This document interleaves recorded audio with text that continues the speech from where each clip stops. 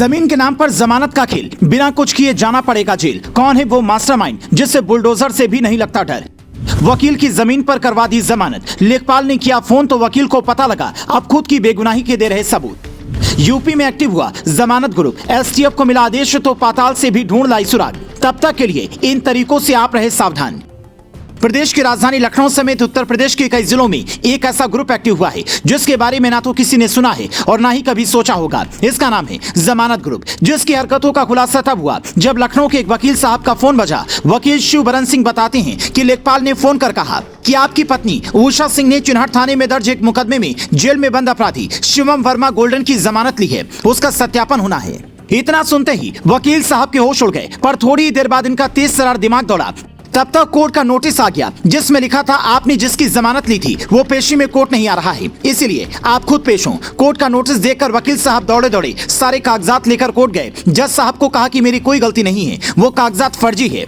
अभी अपनी बेगुनाही का सबूत दिए साल भी नहीं बीते थे कि पता चला उनके जो भाई किसान हैं उनकी जमीन के नाम पर किसी और को जमानत दिलवा दी गई है। 1.5 साल के भीतर करीब 14 जमानत उनकी जमीन पर दिलवाए गए और जमानतदार बनने का मतलब यही था कि जिसे आपने जेल से छुड़ाया है, अगर वो कोर्ट में पेश नहीं हुआ, फरार हुआ, तो फिर आपको जेल जाना पड़ सकता है।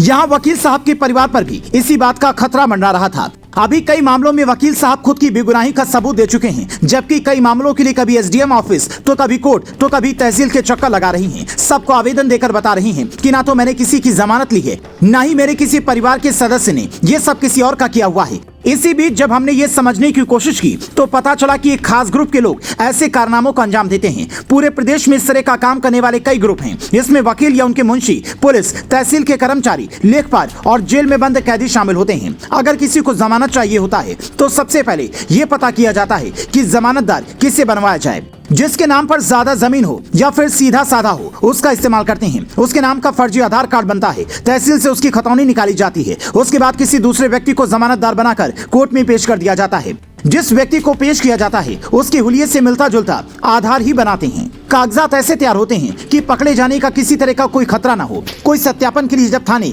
या तहसील में कागजात भेजता था तो वहां पर कर्मचारियों से सेटिंग कर ये ग्रुप फर्जी मोहर लगाकर रिपोर्ट तैयार कर देता है, जिससे कोर्ट को शक नहीं होता। लेकिन जैसे एक वकील के नाम पर यह खेल खेला गया, पूरी पोल पट्टी खुल गई। ईटीवी भारत अपनी रिपोर्ट में लिखता है कि यूपी में फर्जी जमानत के खेल में आम आदमी परेशान हो रहा है, जबकि अपराधी मौज काट रहे हैं। हो सकता है कि एसटीएफ के द्वारा इसकी जांच की जाए तो दूध का दूध पानी का पानी हो जाए, क्योंकि ये अदालत को अंधेरे में रखने का मामला है। आखिर कल कोई आपकी भी जमीन पर ऐसा कर सकता है और जो सीधा साधा होगा वो तो यूं ही परेशान होता रहेगा और जिसे जेल में होना चाहिए वो मौज काट रहा होगा। हमने ये स्टोरी इसलिए आपको सुनाई ताकि आप इस तरह की फर्जीवाड़ी से सावधान रह सकें। भगवान न करे कभी आपको बेवजह इन पचड़ों में फंसना पड़े, पर कभी ऐसे फोन आए तो सीधा अदालत जाएं, जज साहब को पूरी बात बताएं और खुद को बेगुनाह साबित करें। ये स्टोरी ज्यादा से ज्यादा लोगों तक पहुंचाएं ताकि लोग सतर्क हो सकें।